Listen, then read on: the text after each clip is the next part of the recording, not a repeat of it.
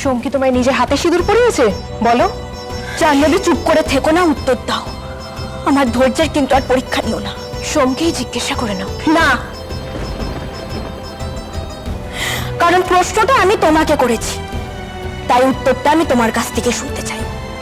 বলো। সোম আর আমি অন্তরে স্বামী স্ত্রী।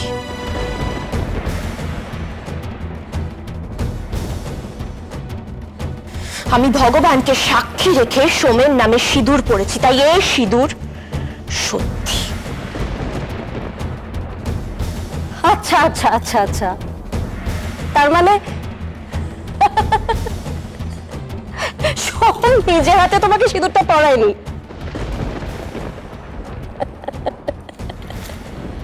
আচ্ছা। ভগবান, আমার প্রাণটা শুকিয়ে গেছিল। বাবু, ঢাকিকে ঢাক বাজাতে পারো, সিঁড়ি গলায় শুয়ে যেতে। হ্যাঁ হ্যাঁ হ্যাঁ, চল। জাহ্নবী, এবার তুমি বাড়ি যাও। কেন? আমি কেন বাড়ি যাব? কেন বাড়ি যাব? মিনু, সোম সোম আমার স্বামী, আমি সোমের স্ত্রী, আর আমরা এই সম্পর্কটাকেই মেনে চলি, তাই আমার সম্পূর্ণ অধিকার আছে। তোমার কপালে যেটা আছে সেটা লাল রং, সিঁদুর নয়। সিঁথিতে লাল রং ছোঁয়ালেই সেটা সিঁদুর হয়ে যায় না। এর মধ্যে না অনেক স্বপ্ন থাকে, অনেক ভালোবাসা থাকে, অনেক ত্যাগ থাকে, অনেক ধৈর্য থাকে, অনেকটা সহ্য থাকে।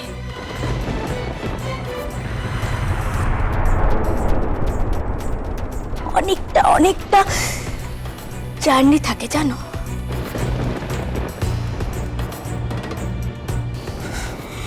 এটা তোমার সিনেমার শুটিং নয়।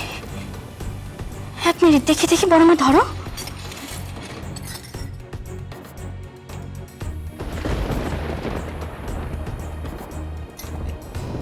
দেখেছো জাহ্নবী, সিঁদুর নিয়ে খেলা করতে করতে তুমি হাতের শাখা পলাটি তো উল্টো পড়েছো।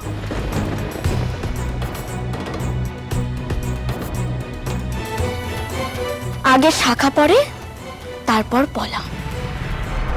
সাদা রঙের পর লাল রং। কি তুমি নোয়াটা ডান হাতে পড়েছো কেন?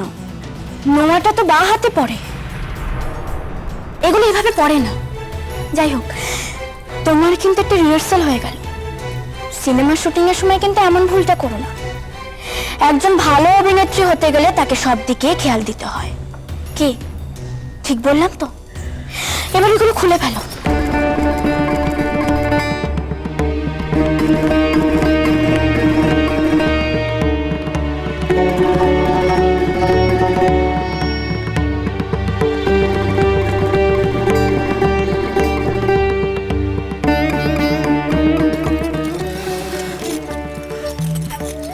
দিদি ভাই, এগুলো তুমি তোমার কাছে রেখে দাও। মায়ের সাথে ভাসানের সময় এগুলোকে গঙ্গায় পাঠিয়ে দিও।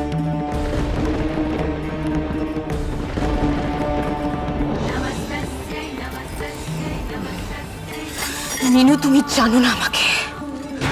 আমি যখন চেয়েছি তখন। চুপ। আমি তোমার মুখ থেকে আর একটা কথা শুনতে চাই না। আমি জানি জাহ্নবী, তোমার মনে সিঁদুর পরার খুব শখ আছে।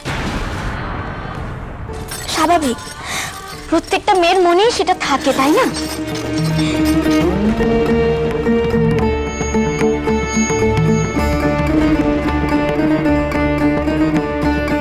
দিদি ভাই, ওর জন্য এমন একজন মানুষকে খোঁজো তো, যার জন্য ওকে আর মিছিমিছি নকল সিঁদুর পড়তে হবে না, যে ওকে সত্যিকারের সিঁদুর পরা। সিঁদুরের আর একটা নাম কি জানো জাহ্নবী? সোহাগ। সে মানুষটা এসে যখনই তোমাকে সোহাগ করবে, তখনই দেখবে তোমার এই স্মৃতিটা কেমন আপনা আপনি লাল হয়ে গেছে।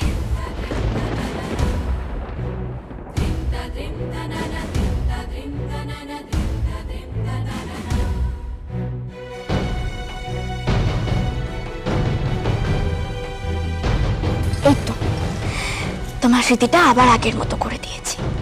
এবার তোমাকে খুব সুন্দর দেখাচ্ছে। তাই না বড় মা? বড় মা, আমরা বরং সিঁদুর খেলা শুরু করে দিই। জাহ্নবী, তুমি বাড়ি যাও।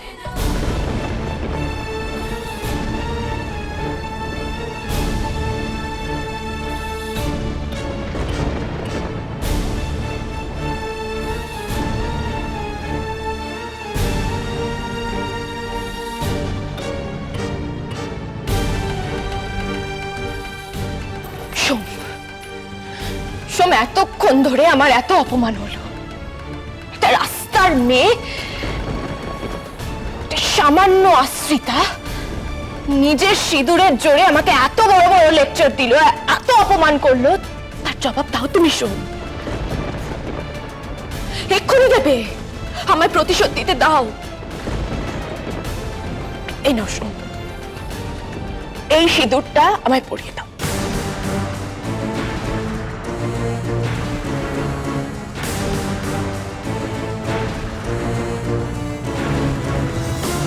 যে সিঁদুরকে এতক্ষণ ধরে ওই মেয়েটা বারবার মিথ্যে মিথ্যে বলে অবহেলা করলো, অপমান করলো, সেই সিঁদুরকেই তুমি আমার মাথায় পরিয়ে প্রমাণ করে দাও যে এটাই সত্যি। প্রমাণ করে দাও সোম, পরিয়ে দাও। এই সিঁদুর আমার মাথায় পরিয়ে দাও। আর জগদ্ধাত্রী মায়ের সামনে, সকলের সামনে দাঁড়িয়ে তুমি প্রমাণ করে দাও যে এই সিঁদুর মিথ্যে নয়, সত্যি। পরিয়ে দাও সোম, পরিয়ে দাও।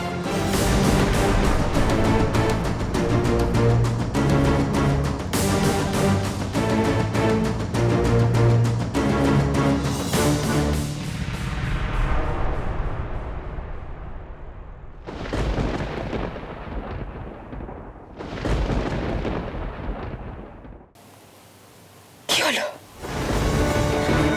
হাত গুটিয়ে চুপচাপ দাঁড়িয়ে রয়েছো কেন? পরিয়ে দাও সোম, প্রমাণ করে দাও। প্রমাণ করে দাও যে তুমি আমাকে কতটা ভালোবাসো আর ওই মেয়েটাকে তুমি কতটা ঘৃণা করো। প্রমাণ করে দাও, আজকে সবার সামনে প্রমাণ করে দাও। পরিয়ে দাও সোম, এই সিঁদুরটা আমার মাথায় পরিয়ে দাও। সোম, পড়াও।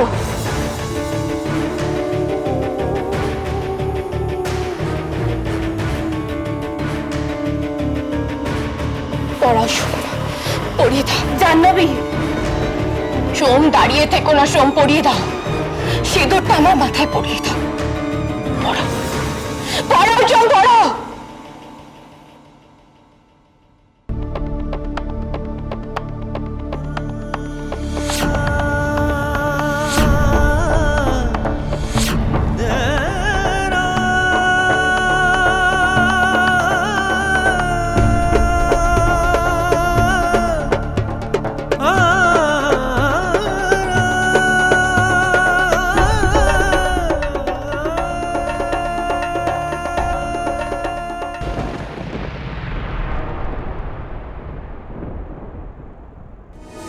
যে হাতে আমি কাঠামো বেঁধেছি, যে হাতে দিয়েছি মাটি, সেই হাত আজ শিখেছে লড়াই, বেঁচে থাকা পরিপাটি। ত্রিনয়ন আমি এঁকেছি, যে হাতে দিয়েছি আমার প্রাণ। ত্রিনয়ন আমি এঁকেছি, যে হাতে দিয়েছি আমার প্রাণ। সেই চোখ দিয়ে দেখেছি পৃথিবী, বেঁধেছি আমার গান। বাজলো তোমার আলোর বেনু, বাজলো তোমার আলোর বেনু।